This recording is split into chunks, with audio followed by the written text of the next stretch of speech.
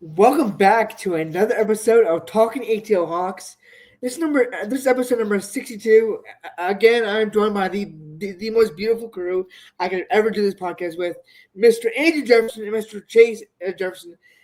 Fellas, how are we doing? Look, man, we talked about the past couple episodes, we were just like, talk about all these losses, all these ups and downs related to Hawks. And I Yeah, said last episode, I'm just praying, give us a good week of Hawks basketball. So that way, when we come back and record episode number 62, we will have a lot of wins to talk about.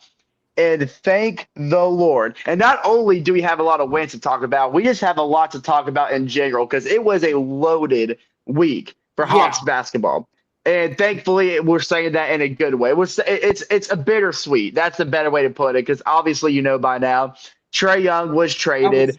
I was gonna get into that, but Oh okay. yeah. I'm not gonna jump into everything. I'm just kind of like basically what I'm saying is this is gonna be a loaded episode. Yeah, Yeah, bittersweet so is the right word. But you're right, Chase. Because the last two episodes, it was just 2 straight weeks filled with just losses. Season started going on a downward spiral. We got out of yeah, that 7 game losing streak, won a game, and then went right back on another losing streak. And it seemed like we were going to be playing merchants again. But now these last 3 games have revived our belief that the Atlanta Hawks might be trending in a direction where we will not have to play in the play-in tournament, and that is just what I'm looking for at this point. yeah. So before we get into the games, we obviously start out with the star bench cut. Um, and so as I sort of, I think I mentioned this last week on the pod. If not, I didn't. And if I didn't mention that pod, I mentioned to you guys privately. We were gonna have a guest on that went to the game with us, but she is feeling sick today. She was feeling sick today. So the next game that we all go to, which she's going to go to with us next game because she's been a good luck charm. And then at least from at least like my perspective, she's been a good luck charm because the only two Hawks games that I've been with her to, we won, and we needed to win badly, and she went to a game with us and we won. So, um, Well, it was also against the Pelicans, so if we didn't win, there would have been much more problems. but Well, she's my best friend, so I'm gonna give her the benefit of the doubt. That's on her. We would have lost that game along with also what had happened. the last Um, couple me, Andrew, and John, just in general, don't have a good experience when it comes to oh watching no, Hawks basketball oh games no, we together. don't. We watched the Atlanta Hawks and the Orlando Magic playing game together, BTA. We watched the opening night of this season together, BTA. We went to a game together where we went to Toronto, Raptors. where we lost to the Raptors. That wasn't BTA, but it was still a bad loss. So No, And Jalen Johnson got hurt, season-ending yeah, injury. that too. yep. Jalen Johnson got hurt, So so it was a nice change of pace, us go to a game together and actually see a good Hawks performance. Now, like John mentioned, his friend was with us, so that probably had and something to she's been a do good with luck it. charm because last time we went to Yeah, a game, it was a double. It was like I think it was either overtime or double overtime. I can't really remember, but it was a double overtime to throw against the Knicks, and we won. So and she was there. So I'm gonna give her the benefit of the doubt there. fair I enough. personally think that she's a good luck charm. Um, but I mean, I guess I mean, then again, like it was against the Pelicans who have been having a sticky season. So I mean, maybe it was just maybe a fluke win. I don't know. But I mean, I I guess we'll don't. see. But I mean, like also these past two games, I mean that we've won. I mean, like I think that we're gonna start like winning a lot more now that we've gotten rid of Trae Young, obviously, which like hurts to say, but yeah. So so you guys haven't heard, we traded Young mid game. We were at the game. We'll get into that in a little bit, but as I was mentioning, um, we started off the episode with the star bench cut, but instead of that, I want each one of us to name our favorite Trae Young memory. Respect. Uh, I Respect. already got it. from the Atlanta Already I, Hawks. got it. I already got And it too. Chase, yeah, Chase. I guess I'll let Man, this you is gonna start make me off. emotional, boys. Yeah, I I'm sorry. I'm sorry.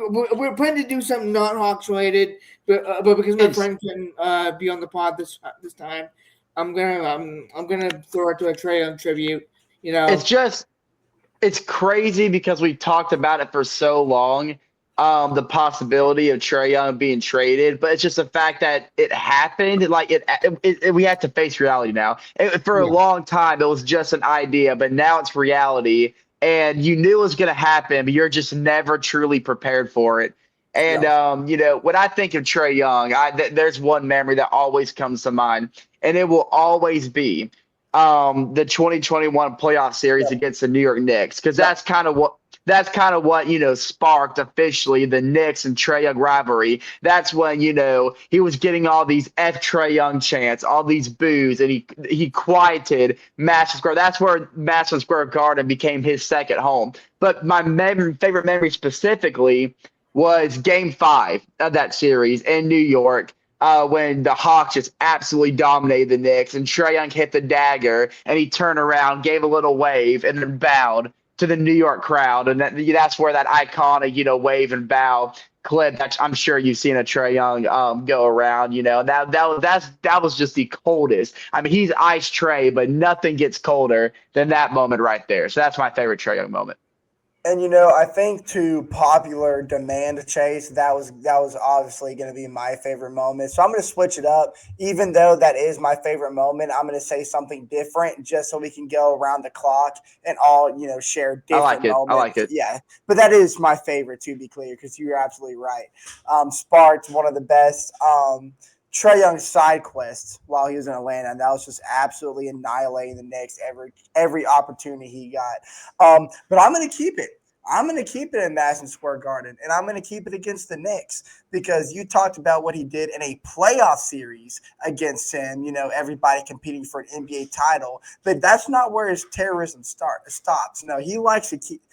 That's a bad word to use when you're talking about New York, but we'll move past that. But what else can he do when you're competing for something else, like perhaps an NBA Cup and the in-season NBA tournament? Which I Now, would argue is more important than an NBA championship. well, if you ask the Knicks, it absolutely is because that's the only thing that's the only banner they could have raised, but they chose not to, and they're going to regret that for some time. But yeah, so moving on. So yeah, this happened last year, so this is a very recent trail moment, but it's still iconic nonetheless. It was an NBA Cup. This was a elimination round. We just swept our group. We finished at the top. The Knicks did the same. So the winner of this game took a trip to Vegas to play in a semifinal game against the Milwaukee Bucks. So a lot was on the line here. And because a trip to Vegas was on the line, the Hawks and Knicks battled for 4 straight quarters. It was back and forth action. Trae Young had a very poor first half, but then shot lights out in the second half up into the fourth quarter when the game got close, and Trae Young just went on a 5-minute fourth quarter tear to put the Hawks up for good. And as he was dribbling, the ball, winding the clock down, he got onto one knee and did a little roll the dice on the court as the final seconds went down to signify that you guys just got that belt and won me a free trip to Vegas. And that was just, and of course, the fans started booing Jalen Brunson. It panned over to Jalen Brunson, and he just had a look on his face like, no shot, he just did that on our court. And it's like, yeah, buddy, get used to it. And even though he's no longer on Atlanta, every single time Washington plays New York, you best believe he's still going to give him that same treatment. To add to that moment, Andrew, one thing I remember specifically about that was the Knicks home game. Before that game, there was a Knicks fan on Instagram, a famous Knicks fan. I don't know his name, to be honest, but he was recording himself walking out of the stadium, and him and a whole bunch of Knicks fans were chanting F Trae Young. And he was going on a rant saying, "Oh, Trae Young, you're coming to Madison Square Garden. We got a trip to Vegas on the line. I just want you to know that you are not making out alive." And then, like you just mentioned, Andrew, we know exactly what happened, and I never saw that guy on my Instagram feed again. Hopefully he deleted his Instagram account, because I would have if I said something embarrassing like that. But John, what you Fair got enough. for us, man? So my so so uh It's a different moment, but it's against the same team. I I mentioned think, it yeah, there's a earlier. lot of good memories It out was there, my man, first about the game with Knicks. my. It was my friend's first Hawks game. It was against the Knicks. This was a overtime game. Final score was 140 to 135. Mm. Does anyone want to guess Trae Young's stat line? This was a Um, double overtime game, so No, I would. I think it was just. I think it was just one overtime. Oh, okay, I thought it was double. Is it? This isn't the game where he told the fans to, no. No, boo. this was years ago. This was in Yeah, Okay. 2020. that wasn't an overtime game. This is in 2020. Oh, this is 2020. This is Yeah, COVID year. yeah, Okay, if yeah. this is Sorry. Wait, Yeah, if this this is is 2020. if this did is we win? COVID, Yeah, we won. This is Okay, if this 2020. for a if this second, is if this is COVID year Trae Young, then we're talking about a score 140 to 138 in overtime. 135. 145. There's no way Trae didn't have at least four. 140 to 135. Not 45. Yeah. for a 135. minute, So there's I thought you were talking about the game, like the final game of 2020 before No, NBA shut down, where no, Vince Carter hit his, no. final shot. I This thought was say that would have this been was a about a crazy month. pull. yes. This was about a month before COVID. But Okay, this is a very important thing that you brought up because this was the Vince Carter Atlanta Hawks. This was a year before yep, the Eastern Conference Finals run. This was not a good Atlanta Hawks team. So for No, the Hawks to put up this 140, the record for, at the time was the record at the time was 15-39. We were yes, terrible. but we still beat the Knicks in the midst of Yes, all that mediocrity. So if we dropped 140 and we didn't have a quality team around Trae, there's no way he didn't get at least 40. Give me a 44.9 for Trae Young. Chase. Any guesses? I don't think it was a 44.9. I'm gonna say he had a really solid stat line. I'm gonna say he had a 33-point double with about like 11 assists. I'm gonna Andrew. You're wrong, but you're close. Okay. He played 48 minutes because it was double. It was overtime. It was overtime. Right. 48 points. 48. Oh wow. 48 points, And 13 assists. I knew it wasn't a 50 bomb because I know every single 50-point game Yep. Trae Young's had. Yep. Because he hasn't had a lot of them, but they were very memorable. But he's had a lot of 30-point and a lot of 40-point games. Yes. Yes. And I remember like just going ballistic and like hugging my friend and stuff, and like she was like, well, this is a time where I had massive feelings for her, and she's really watched the podcast and cringe a bit. But this is a time where I had massive feelings for her, and she was trying to tell me that we were just friends, and I was getting very huggy and very personal and stuff, and like inner space and stuff, and I was just happy that we got the win and. Hey. And then she got to watch her first Hawks game. So I'm very grateful that she gave us a second chance for a Hawks game. Shoot or shoot, man. Shoot or shoot. Look, yeah, that's all I got to say. That's what Trae Young did. And that's what Trae Young did in this game. So my favorite Trae Young memory is this game because I think this is my first game like seeing Trae in person. Look, yeah, that's my favorite Trae Young memory. That's a very underrated portion of Trae Young's game. He doesn't only just bring his teammates together; he brings other people together. Man, it's all love, man. It's all love. Yeah, that's no, what Trae it's Young all does, love. Man. So before we get into the other games, because I know that there was a Monday night game that we didn't cover. We got 4 games. Sadly, I think we should talk about the Wednesday game first. Should we, since your friend's not on, should we just go ahead and get the Raptors? Because I don't want to talk about a win and then go right back to the Raptors. Bring a sour note. Because after the Raptors game, we won our next 3 games. Yeah. So let's just get this game over with. Because it was a bad game. It was such a bad game. Yeah, that's a fair point. So yeah, Monday night, before the Pelicans game. We played the Raptors and we played the Raptors again in Toronto after losing to them by 17 points. Where we lost them by 18, so we lost them by one extra point. Um, I'll let you. I'll let you guys take this game over. What Yep. happened? I I oh, rock paper Case, scissors. I'll give it. Okay. rock, paper, scissors, shoot. Nope. Paper rock goes through paper. Anyway, I'm just good. Yeah, I'll keep it. Don't worry, Chase. I'll keep it short and sweet. I just want to get this over with, man. I mean, we all do, man. We all do. Look, the Hawks, they just couldn't find a response. That's just what it was. The previous game in Toronto, it was an utter disaster. We had the game in reach and just blew it in the fourth quarter right from the get go. And we were looking for a response, and we didn't. We Did you say didn't. gecko? Like the Geico? No, like gecko. Gecko? No, Okay. gecko.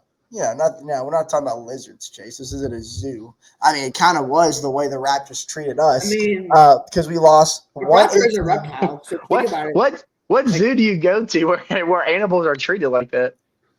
Like, Buddy, animals are treated very cruel in zoos, man. a lizard is an ancestor of a dinosaur, so technically, a raptor is a lizard. Technically. Fair enough. Speaking of Geico, but yeah, let's storm past this game, man. We lost 118-100 to the Raptors to complete their back-to-back sweep. I mean, what went wrong? It just starts with efficiency and physicality. I mean, Atlanta had probably its roughest shooting night, I would say, this season. We finished 35 for 89 from the field. That is under 40% for all those who can't do math. I'm talking about you, Chase. And we shot 12 for 34 from three. So not only it's not like we were just failing to score from the inside. The perimeter shots just weren't falling either. And when the shots weren't falling, the Hawks failed to make up for it on the inside because we got outscored 64-44 in the paint, and that gap definitely showed up on the scoreboard. And it's just, Toronto controlled the game. They were more balanced. Their rookie, Colin Murray Boyles, had an impressive night. He was filling up for Jacob Patel, who was injured. But the rookie scored 17 points. He had 7 rebounds. He had 7 assists. He almost had a triple-double. And then Scotty Barnes also almost had a triple-double. He had 18 points, 10 assists. He was 2 rebounds short. And then Brandon Ingram, who just could not miss in that last game against Toronto, added 19 for himself with 9 rebounds. And the Raptors as a whole had 7 players score in double figures, which just made it impossible for Atlanta to load up anything defensively. Yeah, I mean, I think you just hit the nail on the head, Andrew. I mean, just to get more specific with our offensive struggles, we just had no production anywhere. Usually, of course, Trae Young didn't play because he's still battling that knee injury, aka he was about to get traded. And so when it's like that, Jalen Johnson's always been our go-to man. Like, he's the future of this team now, and him and Nickeil Alexander-Walker, he's our 2 main guys, especially out of the starting lineup, and no production for them either. They each missed 10 shots. Jalen Johnson, 5 for 15. He went 0 for from deep. Nickeil Alexander-Walker went 4 for 14. He went 2 for 6 from deep. Jalen Johnson did help a lot on the rebounding side. He kind of helped minimize the amount of offensive rebounds that Toronto got the game before, which was nice. Didn't help because we didn't do anything with it. And then off the bench, I mean, it was a weaker bench because, obviously no well, I guess it was a weaker bench. That's not fair to say, but we did only use 4. We didn't use Asa or Kean Wallace any. Muhammad Gay we rarely use. So really, we only used 3 off the bench, which caused us to be a little more fatigued. That was an interesting decision by Quinn. Kristaps, did come back that game after not playing the game against Toronto before, and he did absolutely awful. Shot 2 for 12 with 9 points. So just on the bench, off the bench, no production anywhere in Toronto. We were talking about during the game. Probably the most annoying NBA team the Hawks to play this year because we just don't match up well. And we just don't match up well. And they're just automatic on offense when we play them because of interior defense. Brandon Ingram specifically is just the new DeMar DeRozan. He's a mid-range merchant. It doesn't matter how much you contest him. He's always going to hit that mid-range. And it was just disadvantages all over the court. What you got versus Joyner? I mean nothing wrong. Nothing wrong. I think I'll say it all perfectly. I mean, I really got nothing else wrong to say. I think I got it. So Okay, how about we move I'll on to just get into the fun well, stuff, eh? I was just gonna Yeah. say, I'll just before we do move on, because I desperately want to get out of Canada as well. Just Yeah. to say that it wasn't all gloom and doom. I mean, it was for about 80% of the game, but just to shine some light on some individual bright spots, Kagum finished with 17 points and 12 rebounds, so he had a nice double double. And you got to remember, he was battling an illness for the both games in Toronto. In both games, he played pretty well for them. He played really good in the first game and pretty solid in the second game. And this illness actually took him out of the Pelicans game that we're about to talk to. But don't worry, because Muhammad Gay took that role and he ran with it. Played Yeah, very good offensively. I think Jalen a Johnson. Kongwu. What's up? I would say I think Okongwu knew that he was going to rest because of this illness, because the Pelicans were coming in town, a game that we could easily handle without him. So shout out to Okongwu for giving it Yeah. all he had, knowing good and well he could have easily rested. And most NBA players in today's game would have rested because they just don't have that MJ mentality anymore. But Okongwu's different. He's not one of these casual NBA players. He's different. He's set apart, and he battled through and gave us two really good performances. So shout out to Big O.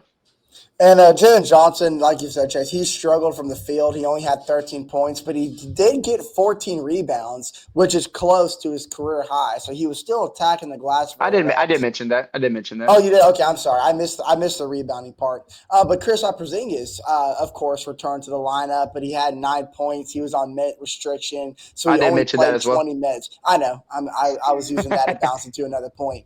But he was on a minutes restriction, so he only played 20 minutes. But that propelled him to play in that game against New Orleans that we're about to get into, that we all took a trip to, which is a good thing because Kristaps did not play in the 2 Chicago games that Chase and I were at. So it was the first time that we actually got to see Kristaps play in person for the Hawks. So that was really nice. We saw him playing preseason.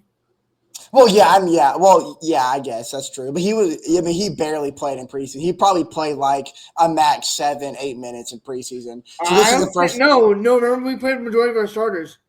Oh, that's right. Okay, that's right. Yeah, you're probably right. Okay, well, he didn't do that much. I remember it being a very underwhelming night for Kristaps. So it didn't really feel like that he played. And in preseason games, everybody kind of plays half-heartedly anyways. So this was like the first time we fully got the unicorn effect. But, now we can get into this New Orleans game. This is when the episode starts getting fun. Yeah, so on Wednesday, Wednesday, I finally got to go. I finally got to go to my first regular season Hawks regular season game of the season. Sorry, I can't speak. Hey, man, it's midnight. It's past midnight. Yeah, no, it's been a long day. Yeah. We got to so me and my friend that was going to be on the podcast today, but like I said, she's sick. She's not like a Kongu, man. She can't have her flu game. Yeah, it's unfortunate. Hey, look who's talking, Andrew. Do you remember when me and Jordan did a podcast by ourselves because you were feeling sick? Yeah. You remember that, buddy? Where was your flu game, huh? Where was your flu game? I wasn't throwing shade. I was just stating a fact. She's just not. Look, I'm not built for it either. I'm not hating. But all respect. Anyways, so we were all pretty excited for this game. Because this game had a little extra meaning. And if you don't know, a certain player on the Pelicans that we will not mention his name until a little later tweeted out this the date of the game, January 7th, 2026 at 7:30. That player is a rookie on the Pelicans. He didn't only stamp a date, he stamped time. Like he went into detail. Yes, he stamped a time. This dude wanted some revenge for some reason. And I don't know why. He's a rookie. It's because the Falcons called him out, and that made him mad. Which like to his credit, he's having a solid season. Not gonna lie, he is. No, he really is. For a very bad Pelicans team, that's 8-31 like at the time of this game. But anyways, back to the game. So me and my friend, I get telling we decided to go to Margaritaville, which beautiful We beautiful place. sing away again Shout in out Jimmy Buffett. Margaritaville. But I will say that the food is a little overpriced. In my opinion, It it is. is at It least. is. Well, Yeah, we the food, actually went there this past weekend in Nashville. It was probably more pricier because we were in Broadway, but regardless, the prices were ridiculous. Well, it was. like, I paid almost $40 for my meal, but let me tell you, the what'd you chicken stir get? What'd you fry. get there? I got a lot. I got a chicken stir fry. I mean, of course, it's Margaritaville, so of I course I just had got a. like a freaking like cheeseburger and like two like margarita drinks and some I had a fries. half rack. That's I had all a I got. half Like rack of ribs. Their sesame chicken stir fry is one of the best things I've ever eaten in like my life. I think my friend's like I think she got like some like Quesadilla. That's what it looked like to me. no, she got like chicken quesadilla and it was like $19 for it was a freaking appetizer, bro. She had like an Yeah, appetizer. Jimmy That's Buffett's crazy. robbing us from And heaven, it bro. was like $17 for an appetizer. That's crazy. Jimmy Buffett Anyways, was not like there, no by the shade, way, in case you are wondering. no shade. Like the food was good, but like Hey, I don't what think would that Jimmy Buffett do? I don't think that they should be over like paying like. I don't think that they should be charging that much. Even if the food is that good, you shouldn't be charging that much. No, yeah, it's expensive. It's But I definitely feel like that was one of those anyways, moments. Sorry, never mind. I was about to get off track. I will stay on track. I will stay on track. okay. But anyways, when we get to the stadium, we noticed that there's an NBA there's a Hawks legend uh, they're taking autograph opportunities. So if you guys want to see our hats, we got these autographed by Hawks legend ISO Joe Johnson. and Arkansas legend joiner. Since you're an Yeah, and Arkansas fan. Arkansas legend. If you guys don't know, I'm an Arkansas fan. And I'm pretty pissed off right now because I didn't realize because I totally forgot that he went to Arkansas until after the game. I'm pretty pissed off because if I had known beforehand, I could have brought some Arkansas memorabilia to get signed or something. Look, And Chase even brought his Joe Johnson jersey.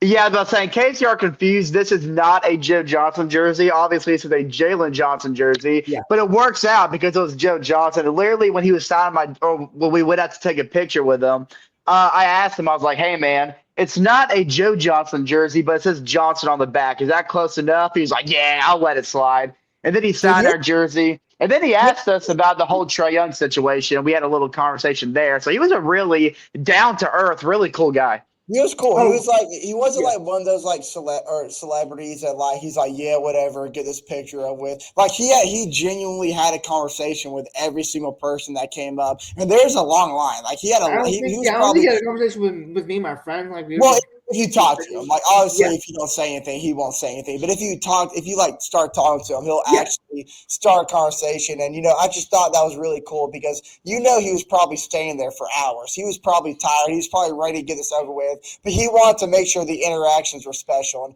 I respect that because there's not a lot of celebrities that would do that. So I try to do Hawks Nation a favor. I asked him if he wants to come back and play for us. And he was like, if there's room for me, I will. I was like, buddy, there's plenty of room for you. Keaton Wallace will go back down to College Park and you can take his spot. Yeah, I said it, Andrew. What are you going to do about it? Hey, we're going to apologize whenever Keaton Wallace is going to retire and have his own little Hawks Keaton sign. Wallace didn't play this game. Keaton Wallace didn't play a game against New Orleans. That's how bad he is. Hey, Zero Keaton minutes, Wallace. No, Keaton Wallace actually it's did beating. play. It's beating Lawless, y'all, or something like that. Keaton Wallace actually did play. He checked in the game for like 15 seconds. Andrew. Yeah, he did play. He did pull up any stats because he was on the court for like 2 minutes, but he did play. It's because he ran out of time. He just ran out of time. It's not that he sucks. He just didn't have enough time. Anyway, so back to the game. So it was a really good game. Like Chase or Andrew mentioned, we didn't have a conflict with this game due to illness. Which is fine because we didn't need him because we had Chris Thomas playing in this game, Mogan I mean, got he came off the started bench. out. He came off the bench, which I think is the right move from here on out. I think he should come off the bench. Oh, Well, he's going to be on minute restriction for probably the rest of his career. So he'll never be a starter again. What you mean, like, what you mean, like, coming from a health perspective, because he, because, I mean, because his I don't want to say disability, but his diagnosis affects his be able to like breathe in and stay like in pristine like condition to play 48 minutes. Yeah, he's not gonna ever like play starting. It's unfortunate. It's unfortunate he's got a heart problem, but he's respect to him for still coming out and playing though. Oh yeah, for sure. I mean, like he still dropped 13 points off the bench, which he's fine. He had 4 threes. He had 4 threes. Yeah, I mean, and like that's what we need from him. But Mo Gay was the starter, posting up a double on damn near triple double because he had 6 assists, along with his 10 points and 11 rebounds. But Zachary Ricochet. Oh, I was waiting for this dude. I was waiting for it. This dude has been in trade rumors for the past like 3 weeks because we're talking about announcing Anthony Davis, which now that he's out for the rest of like pretty much the season. Those rumors can be put in a shredder, burned, and buried in concrete. Never thought of again. Should have never been a thought in the first place. No, and that's why. Because he's not going to play. Because Zachary Ricochet, 25 points. 8 rebounds, 7 for 9 from 3. Mm-hmm. He was hitting it, man. He was hitting it. Yeah. Along with a block. Nikhil had 17 points. Struggled from 3. He had only made two 3-pointers, but shot 12 times. 6 rebounds, 6 assists, 3 steals. Dyson Daniels 13 points, 8 rebounds. Made assists, close to triple double. But had 3 steals. Jalen Johnson, kind of, sort of underperformed. Almost going 19 points, but Zachary Ricochet broke out, so I am fine with Jalen Johnson. The French baguette. Step back. Wait, I can even say he took a step back, which I don't think he did, but like Zachary took a lot of step backs, and he did. But with Luke Kennard, which we'll get into later, because he's breaking out, especially in the Bay. What he did in the Bay tonight. Yeah. But Luke Kennard, 13 points, 3 for 4 from 3. But I think we got to get into it. What happened in the at the end of the quarter? Me and my friend during the break, we got on the jumbotron and just twice, right? 3 times. I didn't know because I didn't see the jumbotron. I was too busy swag surfing. You were out there swag surfing. Yeah, so you got proof. And fun thing about that, like it was like me and my friend I'm this like little kid, like so she was behind me. This little kid was like to my left, like as y'all might have seen. I was like, while we were like swag surfing, I didn't like watch where my hand was, or else I was gonna like smack. Bro, you hit a kid, bro. I almost touched that kid inappropriately like twice. Almost. I almost touched that kid inappropriately. Whoa! Hey, you know what? It's like you say that. It's like one of those moments, like like you see those TikToks where it's like I only skipped 10 seconds. It's like someone was watching this podcast was over here talking about Hawks basketball. He skips 10 seconds and John goes, "Yeah, I almost touched a kid inappropriately." Twice. I mean, once is bad enough. We're talking not once, but twice. Yeah. That might be the most shocking thing that's ever been said on this podcast. Without context, you're getting arrested. So here's the context. So you have to go that way, and the kid was really like not even maybe like 2 inches from me, and so I had to like maneuver my hand away, and it was just bad because like I'm gonna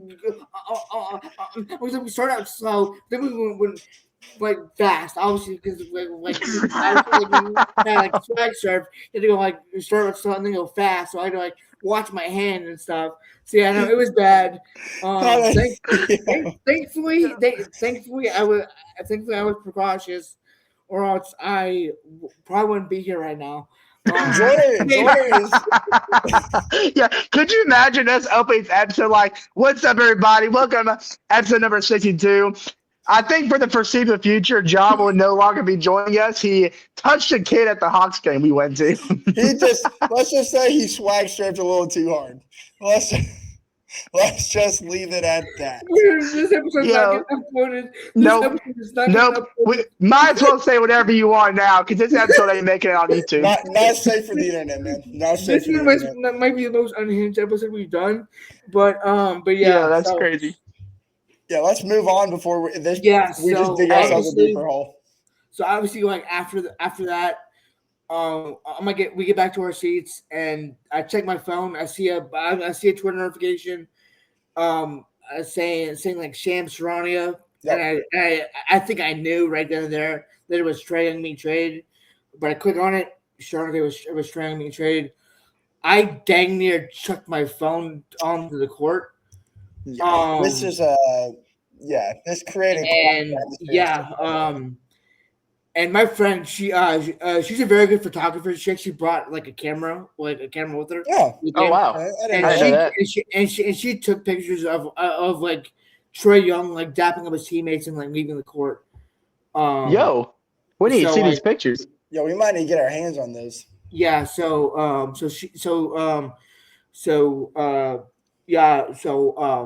she got some really nice final moments with Trae Young. I'm at State Farm Arena as a member of the Atlanta Hawks. But I think after that, besides the game, the mood was dead. I really think that like us four were the only people that knew that Trae Young got traded because I don't think anyone else was like checking their phone. Not in our section. So section. From our perspective, you know, right? That's what I want to like get into like your own perspective too, because I can only like get I only like know like my perspective. I want to hear about your perspective. I found out.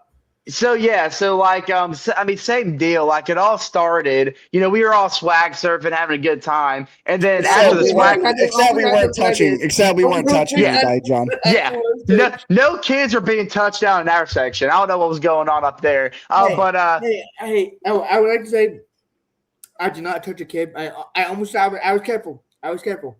Hey, there you go, John. That's all that matters, you know. Unintentional. That's his New Year's resolution. Clap it up. You're done. That's wild. That's absolutely crazy. You're done, Andrew. You're done. Sorry, I even told myself that we're gonna. It's gonna be a deeper hole. It's gonna be just. This is a solo podcast for me now. Y'all are cooked. It's just it's a solo podcast for me now. Chase, why don't you go? Oh yeah, so I'm gonna go ahead and practice now. So go ahead and get used to this. This is probably how it's gonna be for the rest of eternity with this podcast. We're bad. We were found not guilty. Yeah. Hey. Congratulations, y'all. But same deal. So I pulled out my phone and I saw, before I even saw the Shams notification, our friend Terry posted in the group chat. He was like, Trae Young's been traded. This is not a drill. And I was like, no. And I looked, I saw the notification. It's like as I broke the news to y'all. Yeah. Oh wait, why can't I hear John anymore? What? Not again. Hello? Not again. I'm going to leave real quick and come back in. Oh, my God. Yeah, so while he's gone and coming back. Can you hear me? Okay, can you hear me, Andrew? I can hear you just fine. Yeah, I think Chase is just having that similar problem. But yeah, our Bulls. See, this is why we shouldn't let Chase be in charge of like kicking people out. I'm back. Yeah, Can you hear me now? Oh yeah, I can hear you now. Yeah, okay. I don't know. I don't know why. It's like for some reason every now and then my audio just cuts out. Chase touches Andrew inappropriately every night. Yeah, I can confirm. Fair enough. I can't deny that one. Hey, I'm guilty. Guilty as charged. Guilty as charged. Yeah. But yeah, so yeah, our Bulls fan Terry, he sent me that text, and I was just like, no way, dude. Then that's when I saw the Shams notification, and then like a couple minutes later, everyone started noticing it. Like everybody started, talking to like, oh my gosh, Trey was traded, and then it was that following timeout where Trae Young, Yeah. we saw Trae Young on the bench, and like around that time while the game was going on. Someone came and sat next to him and started whispering in his ear. I think probably just giving Trae Young the official details. Yeah. And then it was that following timeout where Trae Young got up. He started dabbing everybody up, kind of saying his final goodbyes to his teammates. And everybody near our section started standing up and started chanting, "Thank you, Trae." They're like, "Thank you, Trae. Thank you, Trae." He kind of turned around and kind of waved at the crowd. And that's where I started getting emotional, man, because that's when I realized It was like set on you. we are witnessing Trae Young's final moments on the Atlanta Hawks. Like we are witnessing in person him saying his goodbyes, and then after he said his goodbyes, he didn't stay for the rest of the game. He headed back to the locker room, I guess, to kind of.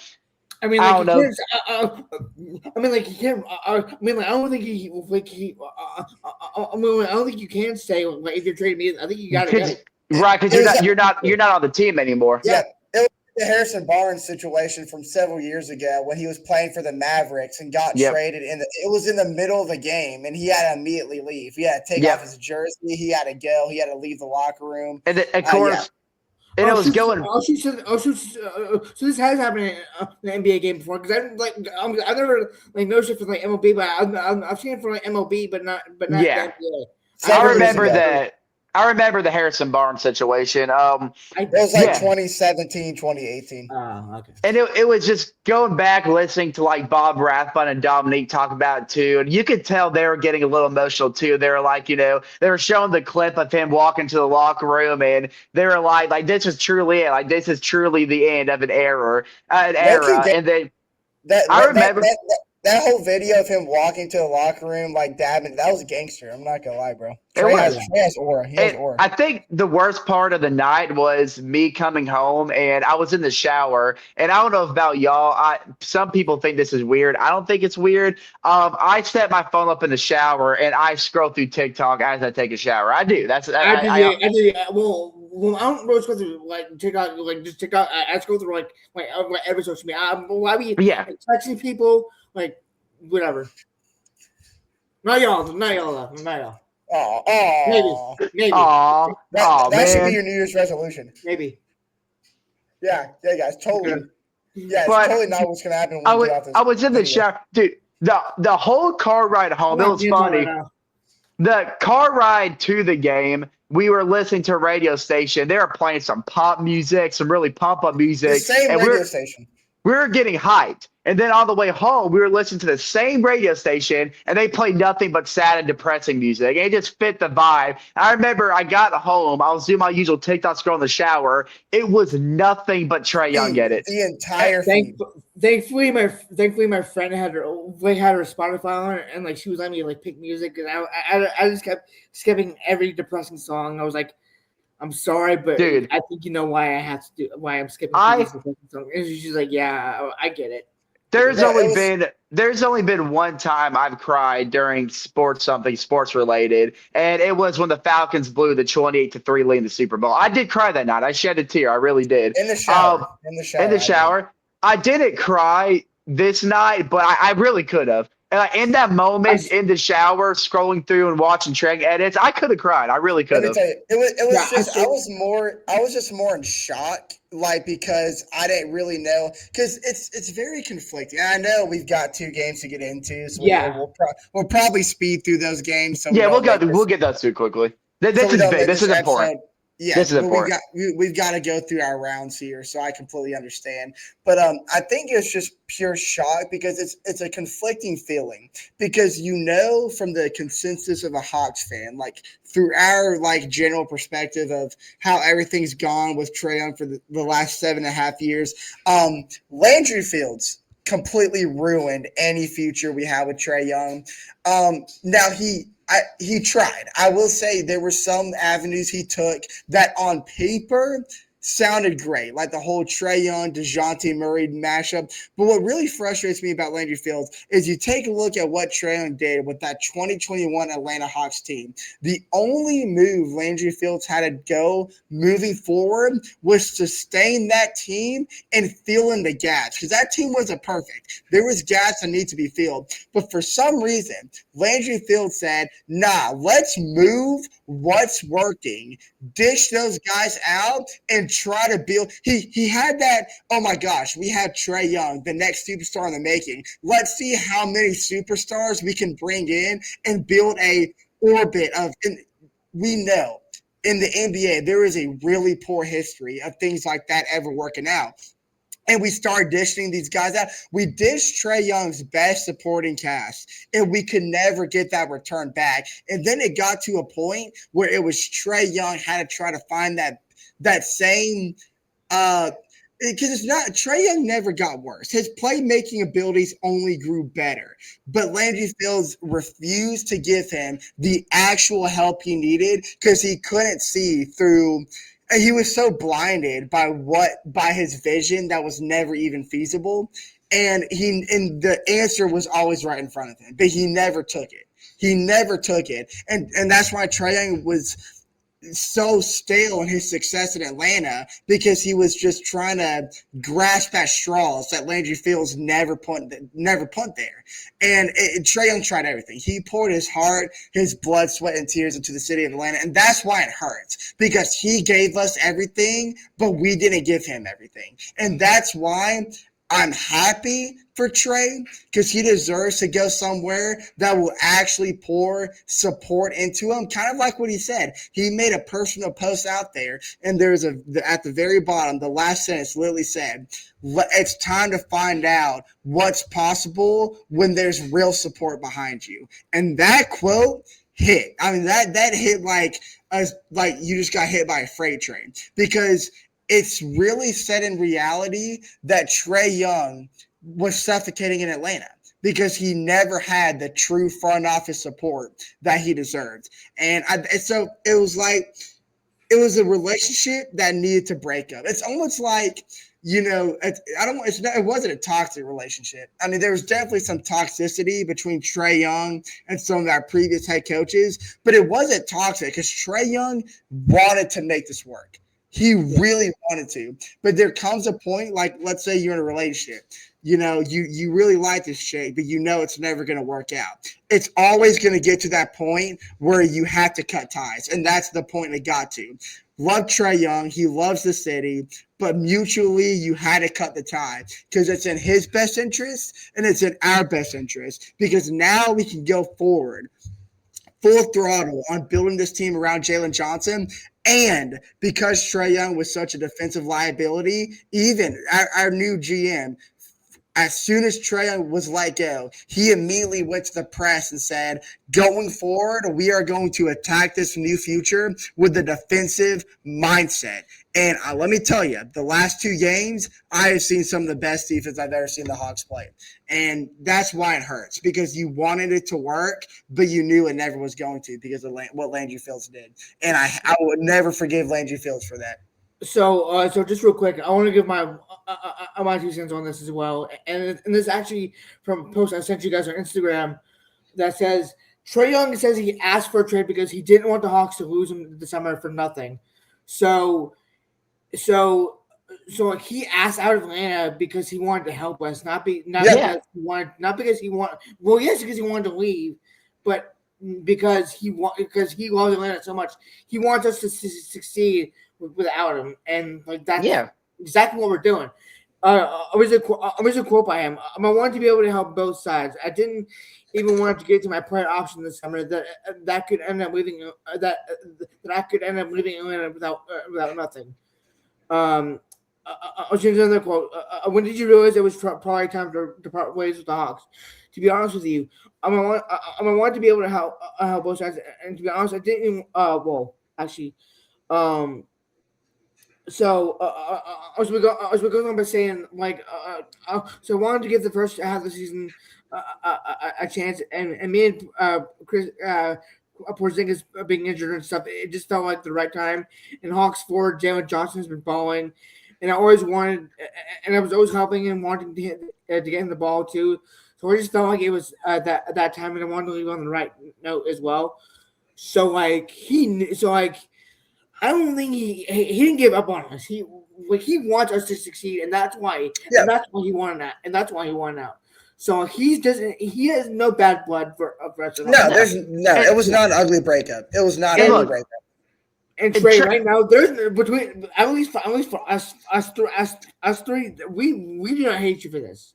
No, there's no bad blood, no bad taste in my mouth. I don't think anyone in Atlanta should have any hatred for what he did. I mean, like we mentioned, like Trae Young throughout his whole career did everything he could for Atlanta, even when things were hard. I mean, even throw back to the Nate McMillan days. You know, Trae Young and Nate McMillan always bumped heads, but he still trusted Landry Fields, even though it was hard and Landry Fields was an idiot. He still trusted him, you know, to take Nate McMillan out of the picture and bring in someone new. And he brought in Quinn Snyder, which was a great decision. We love Quinn Snyder. He's a top coach in the league. I will stand by that. Yep.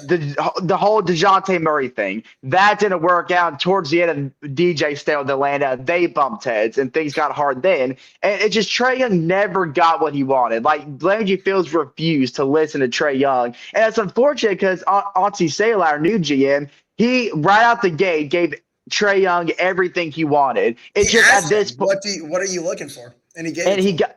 But it's at this point, it was just too little, too late. Like if this was the mindset of our front office years ago, who knows where we'll be at right now? It's just that's not the case. It's just Trae Young did everything he could, and he wasn't getting anything in return. And he just had to move on, plain and simple. But he loves his city, like John said. He was wanting to get traded now, so he could still help Atlanta even when he was gone. And you're not going to find a player with that kind of heart for a city very often. You know, that's a hard player to find.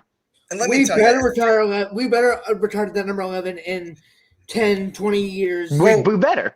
We're going to because this might be a stretch. I want a freaking statue of him. A statue, sure. And let me tell you, and he absolutely will, because for anybody out there who is on the train that this was Trae Young's fault and Trae Young was a problem, you don't know about. Let me tell you. The numbers. Let the numbers remind you how massive Trae Young was for the city of Atlanta. So since he entered the league in 2018, Trae ranks 10th.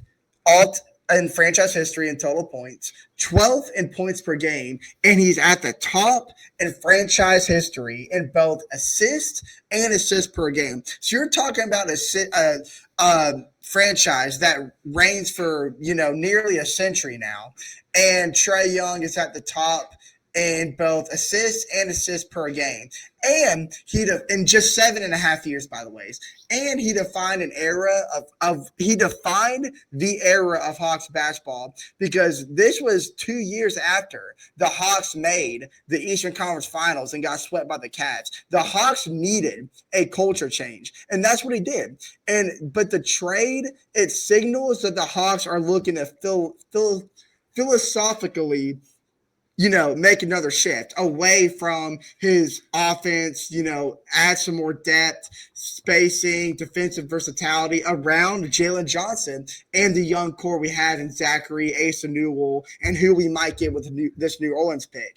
So, yes, it's a bittersweet breakup. It's the end of the Trae Young era, 7.5 years that will always be near and dear to my heart. But it's now time for the Hawks' new chapter with CJ McCollum and Corey Kispert. So I guess we can move on and get these other two. I would say I'll say this. Since we don't have much time left, how about we just do this? We'll just say the final scores, like for the last two games, and then we'll each go around. We'll just talk about like what we like that we're seeing from the Atlanta Hawks right now. Yep. Since we're very short on time, so I guess John, since you're leading off. We'll let you get started with that. Hawks. What was the final score? What was the final score against the Nuggets? That's what I was going to say. 110 to 87. What? 117. Oh, I was talking about. No. 110 to 87. I know. Yeah. I know. I was talking about the Pelicans because we Oh. never said the final score to that game. So I was going to say real quick, Yeah. the Hawks won 117 to 110. Okay. Just for those who it was a very comfortable win. And if you're wondering, Derek Queen did not play well. that's what I was and going to by say. the way, If for those who are wondering what the outcome was to Dairy Queen, let's just say this was the first game where he did not touch a court in the fourth quarter, and I wonder why. There were reasons. There were reasons for that. You forget about you forget about the most important part. The first points of the entire game came from an Eneke Kongu lob. Oh, not a Kongu lob, a Zachary Riche lob to Muhammad Gay, and he slammed it on top of Derek Queen's head. That's how the night started, and that set the course for the rest of the night. So Derek Queen, by all means, if you want to go ahead and tweet the next matchup you have with the Atlanta Hawks, please do so. Yeah, Muhammad Gay dipped his nuts in that Dairy Queen cone. And then tonight the Hawks went to the Bay and won 124 and 111. So John, if you want to go and start just to end the episode, what's something you've seen throughout this 3-game winning streak that you just really like about the Atlanta Hawks? Defense. That's the Amen. word of the day. Say it louder. Yeah. Say it louder, John. Defense. There we go. Like four steals for Dyson again. Like it should have been 5, but they took a steal away for some reason. Don't know why. I don't remember why. But they took a steal away from him. So he should have had 5 steals, but they took a steal away. But whatever. Still held the Nuggets to under 100 points, under 90 points to be fair. But yes, they didn't have Jokic, but you know what? Crimea River injuries happen. They're missing a lot. No, Jamal Murray, of course, either. Wait, what? All right, sorry. I'm sorry, Jordan. You probably weren't done. No, I was done, but yeah, you're right. I guess Jamal Murray didn't. Yeah, he's not out. Yeah, I guess you're right. He didn't play either. And Aaron Gordon almost didn't play. He was a game time decision, but probably because they were already missing so much, that's probably why he ended up playing. And didn't do that much, hardly anything at all. He came off the bench, shot 5 or 11, and got 14 points. So nothing too major from him there. All right, onto this last game. So I guess for me, throughout the stretch, just what I've seen from the Atlanta Hawks, I was going to say defense too, but I'm going to translate it to something different. I'm just going to say just overall efficiency from everybody on the court. And because tonight was the official midway point of the season. Like, we are officially halfway through the NBA season, and we are 1 game under 500. But something that's taken the Atlanta Hawks a lot longer than it should have to figure out is how to get efficiency from everybody on the court, mainly our bench pieces. And one of the guys that we're going to talk about is Luke Kennard. He was one of our biggest signings this past offseason, and Kyle Korver wanted him especially because he's like a Kyle Korver. He's for the past couple of years, he's been a lethal 3-point shooter, a great just off the screen catch and shoot from beyond the arc, a great off balance shooter. Sound familiar? That's literally what Kyle Korver was his NBA career, especially with the Atlanta Hawks. And and then like Muhammad Gay, I loved how Muhammad Gay's been this year. I don't particularly like how Quinn Snyder's been using him. I wish we use him more because that New Orleans game, we could even mention this. He had 4 steals and 2 blocks as well. He's a defensive mastermind. Asa Newell, he's an automatic bucket, but what I love the most about him is his defensive presence. Zachary Riche, he's starting to play a lot more consistent. But back to Luke Kennard. Luke Kennard, for the past 2 weeks, has played exactly. He made me remember why we signed him, because I was hating on this man for the most part of the season, but now he's reminding us and Hawks fans why we signed him, especially tonight, shooting 8 for 11, 6 for 9 for deep, 22 points. And, it was beautiful to see, CJ McCollum and Kesper made their debuts. And Kesper, he didn't play too much, only 14 minutes, shot 0 for 4. We'll see more and more from him in terms of production. But CJ McCollum. First game in his new uniform. Exactly. Great. Yeah. And look, CJ McCollum, he didn't shoot the ball well, shot 5 for 14, 0 for 4 from deep, but they were all good looks. And he wasn't scared to shoot. Like, he was shooting any chance he had. But what was most important about him, this is something I kind of brought up in our group chat, is the Atlanta Hawks were missing a good mid-range presence, especially on the bench. Like we needed like our own Brandon Ingram off the bench, especially since Shaquille Alexander-Walker is going to be the starting point guard from here on out, and that's what we got. All of his points. Except from the free throw line, came, which he went over 2. So actually, all of his points came from mid-range shots, and they were highly contested mid-range shots, He especially was one turning back at the clock a little bit, turning back the yeah, clock on some of those mid-range shots. especially one at the halftime buzzer where he drained it in Draymond Green's face, which is always satisfying. And even Which though he he did, shot, he did travel, by the way. As I went back and looked at the replay, and nah, we ain't gonna talk about that. Buddy definitely traveled. But hey, they don't call those in the NBA anymore. And look, and even though he shot 0 for 4 from deep, they were all good looks. But something that I've noticed the most is that he just meshes so well with who's on the court. Him and JJ complement each other very nice.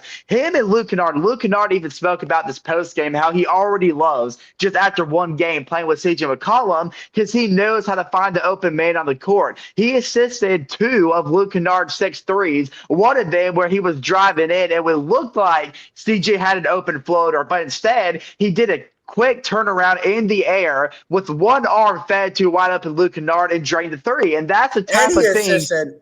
He assisted Jalen Johnson's transition dunk. He kind of did like a little side bounce pass away from one of the defenders, hit him as he was cutting into the paint, and that was really special. Which, by the way, good. I would say, which by the way, created a beautiful snapshot I've ever seen. If you don't know what I'm talking about, go check the Hawks Instagram, and you're going to see the most beautiful Jalen Johnson picture I've ever seen. Yeah, with his dad in the background, per usual.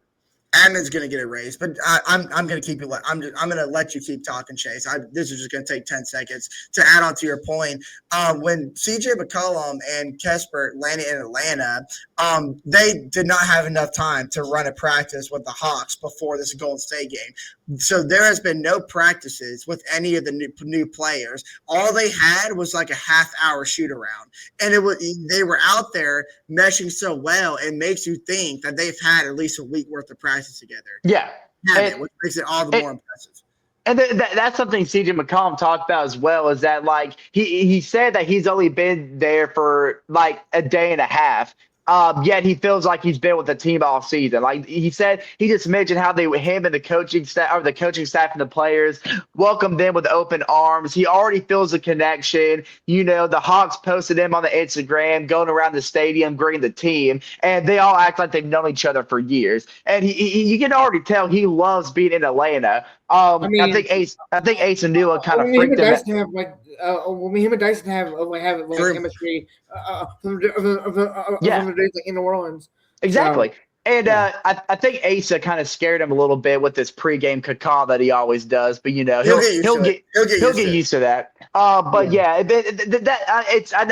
It's sad that it took half the season to figure it out, but it seems like everyone on the team knows their role now, and they're playing it very well. And I think that's a big reason why we're seeing a lot of momentum. After having a horrible trip to Toronto, and a snap of a finger, we see so much momentum. Count this Atlanta Hawks team, it's giving me faith again that because even when we have injuries, no Zachary, no Kristaps Porzingis, we still dominate the Warriors in the Bay. Asa played like 5 minutes in this game, and then he got a calf contusion, so he didn't play for the rest of the game. And Luke Kennard, we still continue to ball. Luke Kennard got hit in the head earlier in the game, and there was a chance he didn't come back, and thank goodness he did, because look at the second half he had. Yeah, I mean, they were worried that he was going to have a neck strain. Even with Jimmy Butler dropping 30, Curry dropping 31, Jordan mentioned it, how tight our defense was. And ever since that team meeting with Quinn Snyder and our GM, we have figured out how to defend the 3 and just close out beyond the yard. And that's a missing art that's been off this team. Only three 3-point shot. And that is hard to do. Yeah, he had a good night. He still had a really good night, but he's obviously it's stuff. It's seven freaking Curry. But you can't stop him. You only hope to slow them down, and that's what we Yeah. did from the third But quarter at least. We certainly did. that's why we're minimizing our opponent's points. The T-Wolves game, the Knicks game, the Pelicans, Nuggets, and then tonight. It's because we are taking away the 3-point presence from the opposing team, and we'll just focus on our interior defense. And that's something that if we can keep that consistent, everyone can continue to play their role. I have reason to believe this Hawks team can still be a top 5 team in the East. There's plenty of time, and we are not that far behind. Yeah, but I guess let me go ahead and get into my thoughts. I know Chase had a mouthful to say there. I was hoping Chase would give me a little bit more to say, but I'll fill You in the always gaps. do that to me, dog. Every single time. I'll fill in the gaps. I'll work my way around the bush. It's all right. Yeah. So let's see. We're talking about let's see. Okay.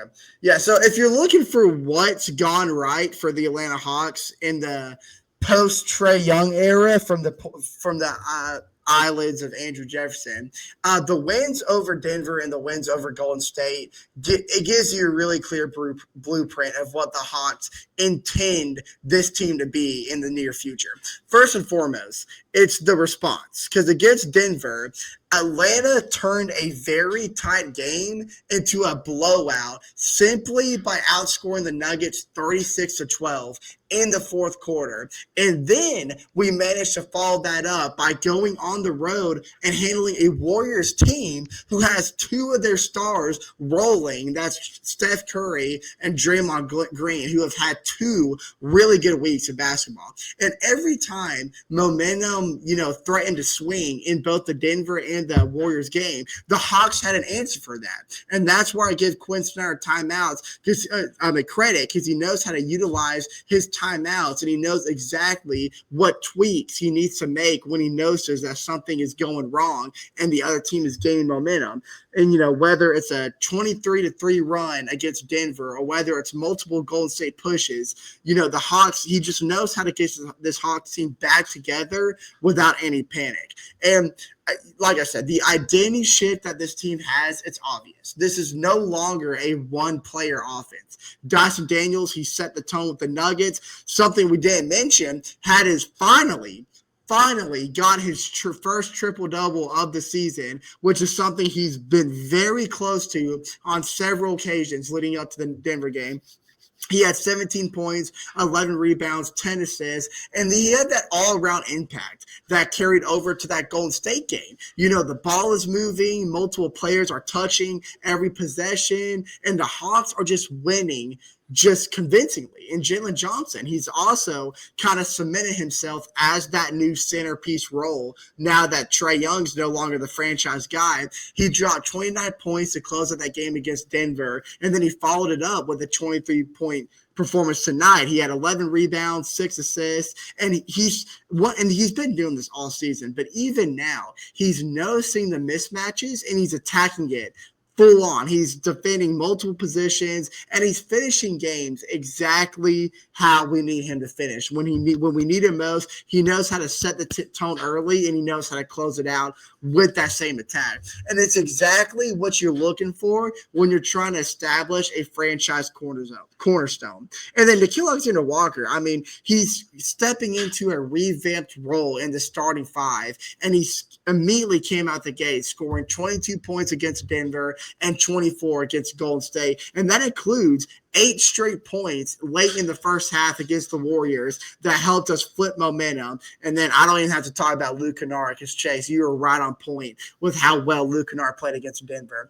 But I think the big picture that you need to look at is that these back-to-back performances, they're not flukes. They're not something you looked at and like, man, the Hawks are on the roll. But you're not going to see this on a nightly basis, because the Hawks, we showed 8 straight quarters of toughness, cohesion, and just a clear direction that is built on defense and very, very collectively balanced. And whether it's a long-term, that's still going to be the big question, because we don't know how long this can last, because we said the same thing about Trae Young in 2021, and look where it got us.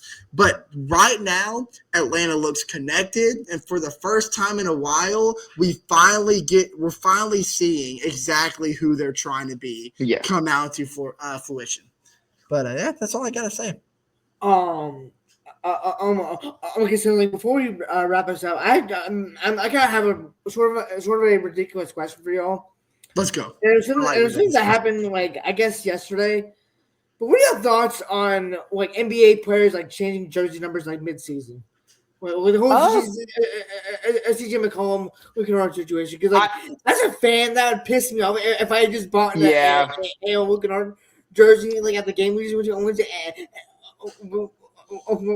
wearing number 3, and then I wake up to him wearing number 4 the following Hey, 4 season. is his number. The way he played tonight, 4 is absolutely his number. I see what you're saying. I mean, I understand. I guess I understand. From a fan perspective, Yeah. though, you spend like $130, $150 on a jersey. I see what you're saying. I mean, it's rare for something like that to happen. But if it is going to happen, then yeah, I don't see why they can't wait to the end of the year. So because that would suck. A lot of Hawks fans brought Luke Kennard jerseys because like we mentioned at the start of the year, this was one of our bigger signings. There was a lot more excitement coming into the season than what we got. I mean, now he's turning into the player we thought he'd be. So yeah, now for them, like. It's odd having a Luke Kennard jersey and not the right number, yet it's the same season. It is a little weird. So, Yeah, I mean, like my thoughts on it is like the market team on the team source you like it's like often like some sort of like exchange or something. There we go.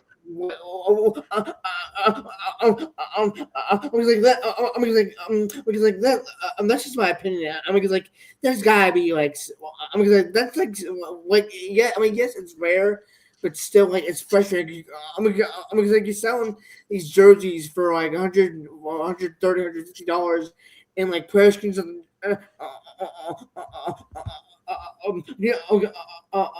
change their jersey number like mid year like that. Like yeah, exactly. But yeah, I mean, I understand. I understand that sometimes it is circumstantial. Like sometimes you just can't help it. But then it's this case: CJ McCollum, Luke Kennard. It's just this is something you could have easily just waited towards the end of the season. So from a fan perspective, it is absolutely aggravating, and I don't really see the point of it. But there have been some cases like where like if you get traded to like a team and that team already has that jersey retired, then obviously you have to change jersey numbers. That's completely fine. But just doing it out of the blue for no intentional real reason, it's kind of odd. But and like it is what it is. His reason was because he's been in the league for like 14 or so years, and he's like always worn that number. Yeah. I mean, like, I get it. Like, like people have an attachment to certain jersey numbers. I get that. Like, I get that. Like, I wore like 24 in high school, but then I switched over to 3. I've been wearing 3 ever since. I mean, it's like but like, I don't know. Like, I just don't think like CJ is that special of a player to like where he like has like pride over a number. Right. Yeah, I hear you. But yeah, it's just frustrating. Like, I mean,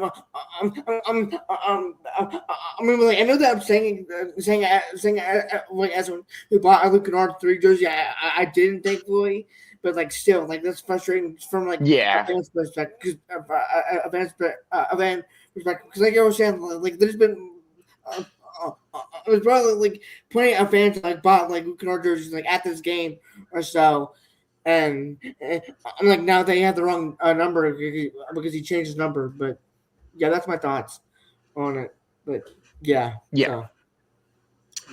Any other thoughts before you wrap this banger episode up? I think my phone is about to die. Yeah. So we might. It's gonna die any moment now. So we might have to do our cacaws. Yeah. Right, so thank 3-game win streak. Okay. Yeah, we're on a 3-game win streak. Breeze a streak, baby. It's tough that this win streak had to start as soon as we got rid of Trae. But you know what? Thank you Trae, for everything you did for the city. Absolutely. Bro, the new era of Hawks basketball is looking fun. So it's here. Be sad. it's here. It's fun, and I'm very excited. Yeah, I'm very be excited. sad that Trae's gone, absolutely, but be excited for what's to come. Yeah. Absolutely. Anyways, cuckoo. Caw-caw!